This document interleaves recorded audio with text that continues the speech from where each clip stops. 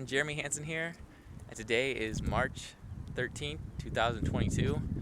I'm back here in my orchard, and I want to do a quick video on the updates I had.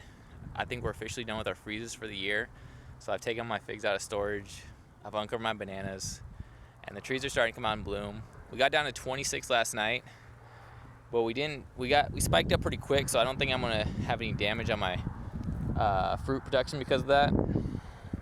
You can see here the buds still look okay to me, so I'm excited about that. We spiked up quick, so I think today is a high of I think today we're going up to 69, so not too bad there. You can see how many blooms this tree has on it. This is my Florida King peach. This is the one that always produces a lot of fruit for me, and if you watch my video, this is the one that tends to produce sweeter fruit for me. And this one too has a lot of blooms on it. Just look at that. They haven't quite come out yet. Probably later today or tomorrow, sometime this week, we should start to see a lot more blooms.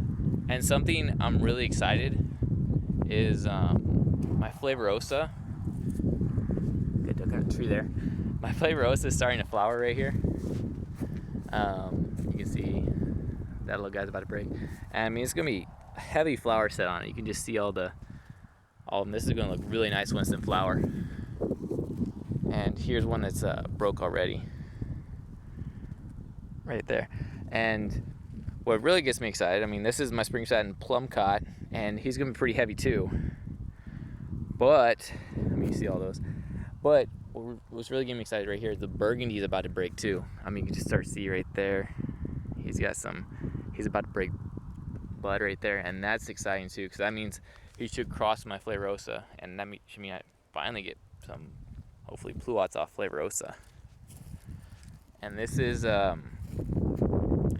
my Arctic Star Nectarine right here. He's starting to come out right here. And even one I got from A&M. This is the Flat Delight 2 peach right here. He's got some flowers on him. So I'm hoping to get a nice fruit set this year. As I said, we're going to get bees this year, so I'll be interested to see how they do. I don't think I'm going to have them for the pollination this year, but for next year we should have our own bees for that. You see, I've been spraying the mulch out in this area. I've got all the bag done. I should be done with this in the next couple days, but I've been using all this mulch here from the tree trimmer. He's been dropping off for me, so I've been able to cover this area. I still have a little bit left over. Let me take you up there and show you the figs. And I actually got a couple citrus I grew from seed.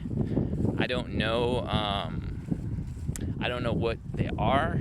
I went to a citrus tasting. I had a few different citrus, and I saved seeds from a lot of them. And I planted the seeds, and I have two that survived. I think that happened like 2 years ago. So let me show you those. And also, whenever I brought my figs out from the storage, I had them tucked away there for the wintertime. I found that there was actually a rat that was in there with them, and so it was kind of chewing, and it ate quite a bit of my figs. But here are the citrus. It looked like this guy took a little bit of a hit last night. He was good the night before. I think we got down to 27, but I guess last night when we went down to 26, he got hurt a little bit there. And then this guy right here, he's doing okay. Let me get my shadow out of the way there. He's doing okay, so I'm excited about this. These are, like I said, these are both grown from seeds from that little citrus tasting we went to. I wish I could tell you which ones they were, but I don't know. I got a couple loquats right here, and a few other mandarins. They aren't doing too hot, those mandarins aren't. And then here are the figs. The ones I had grafted, I took those inside with me. So a few of these guys were inside, but most of them went to the storage. You can just see I got a little bit of damage there on them from the rat. I guess just like everything else, they like eating the bark off trees during the wintertime. I know rabbits like doing that, and other animals, but yeah, he got quite a few of them here. Just look at that guy. So we'll see how they come back, how they rebound. That guy right there. See how they respond from that. So hopefully they should start coming out. And the banana, you can see this leaf is probably gone. I cut him back a couple days ago, and he started growing out, but I think this last freeze got this leaf, so we'll see how he does from there. You can see he's still doing good back here. I mean, just such a thick base on him. That's a nice green color right there. So we'll see if I have to cut him back a little bit more. I'm thinking maybe to right here, I might have to cut him back. It's about another foot. So I'll see on that one.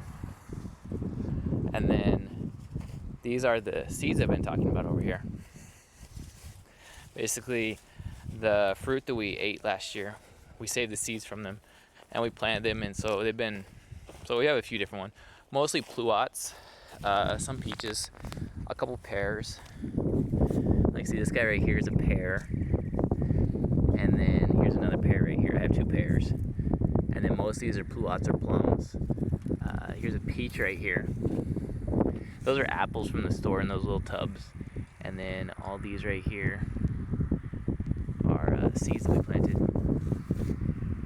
And I think most of these are, like I said, most of these are pluots or plums. This guy, I really like him. I'll probably put him in the ground on one of the trees that didn't make it. I think this guy came from a plum cot. I think he came from the spring satin plum cot, but I didn't keep track of these well enough to know. I've just been going off leaf shape and the notes I did make on them. And in case you're wondering what the difference between a pluot and a plum cot is, pluot, there was this guy in California.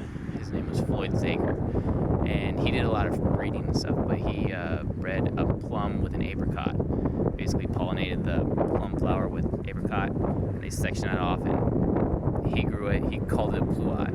He trademarked the name. So the only thing he came up with was a pluot on those crosses. Plum clot is the same thing, plum with apricot, but they don't have the trademark name, so it's called a plum cot. That was done by a different breeder, I think in Georgia. But let me also show y'all the apple trees. We're starting to get those in flower here, and they're always a little bit early. The Annas and Einsteimers, they're just they just tend to be a little bad about that.